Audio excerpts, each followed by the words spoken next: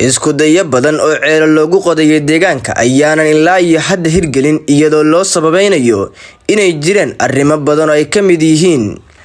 aqoonta iyo sahanka biyaha oo yareyd qiimeyn iyo dabagal la'aan jirtay bulshada oo aan talada laga qayb gelin iyo dana gaar ah oo mashaariicda horumarineed marmarka qaarkood loo isticmaalayay waxaan rabaa inaan eegno sababaha ay u hirgeli waayeen mashaariicda biyaha iyo ceelasha taariikh hore laga bilaabay baran in biyo laga sameeyo biyo gelin la sameeyo rigag ilaa iyo dhowr rig baa la sameeyay way socon waayeen bal maxay tahay sababaha keena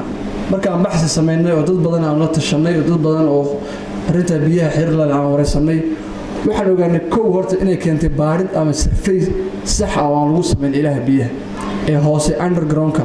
biyaha loo yaqaan markii la rabo rig la qodo in biyaha underground-ka ah meeshan ku jiray aan surface sax lagu sameeyay oo qofkii rigii iskaga dhufanay hay'adihii kadii qandaraaska bixinayay in biyo la helo ayaan sameeyeen kormeer oo maalinta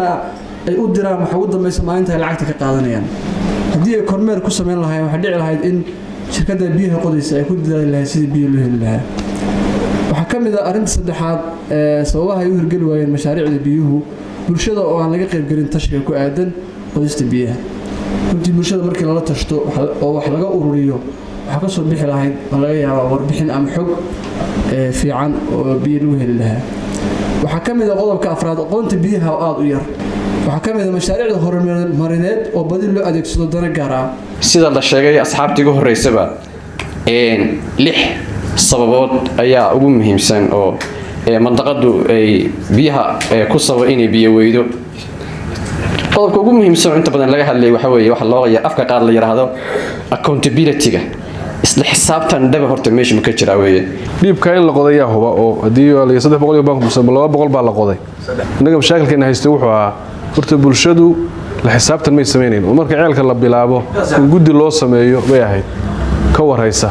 oo hay'adii la xiriirda oo injineeradu ay 10kii cishaba